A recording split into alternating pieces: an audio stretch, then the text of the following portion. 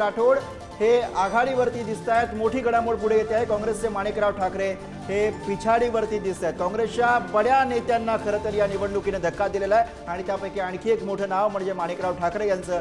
माणिकराव ठाकरे हे पिछाडीवर। गोंदियामधनं अपडेट। गोंदियामध्ये भाजपचे विनोद अग्रवाल हे या क्षणाला पिछाडीवरती आहेत। तर आमगाव देवरीमधनं सुद्धा महत्त्वाची अपडेट येते आहे।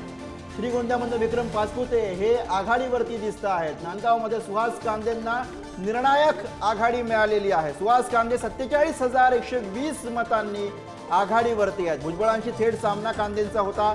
श्रीगोंद्यामधनं विक्रम पाचपुते हे 31,600 मतांनी आघाडीवरती आहेत। तर तिकडे नांदगावमध्ये सुहास कांदे यांनी निर्णायक आघाडी घेतलेली आहे।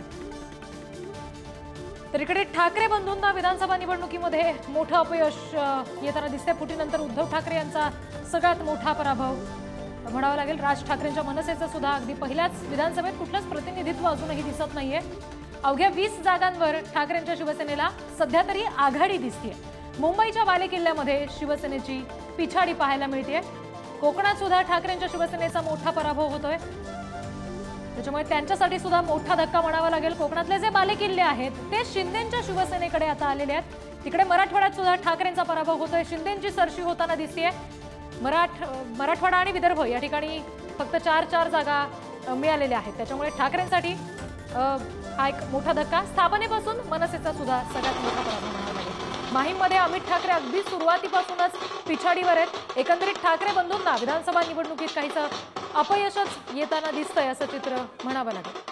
अगदी रिद्धी। त्यामुळे यावेळेचे जे निकाल समोर आलेले आहेत ते अर्थातच ठाकरे बंधूंसाठी। ठाकरे बंधू असं जेव्हा आपण म्हणतोय तेव्हा उद्धव ठाकरे आणि राज ठाकरे या दोघी भावांसाठी हे निवडणुकीचे जे निकाल आहेत ते अर्थातच विचार करायला लावणार आहेत। कारण मनसेला यावेळेला भोपळाही फोडता आलेला नाहीये असं सध्या तरी चित्र दिसतंय।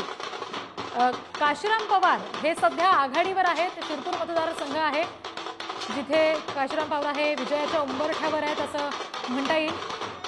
आघाडी घेतलेली आहे। 80,487 मतांची आघाडी पवारांकडे आहे आणि त्याच्यामुळे शिरपूरमध्ये ही एक आघाडी पाहायला मिळते। अमित शहांना शिंदे आणि अजित पवार यांनी फोन केल्याचं समजतंय। विधानसभा निवडणुकीमध्ये जे काही अभूतपूर्व यश महायुतीला मिळतंय त्यानंतर शिंदे आणि अजित पवारांना अमित शहांनी फोन केलाय अशी अपडेट सध्या हाती येते। आणि एक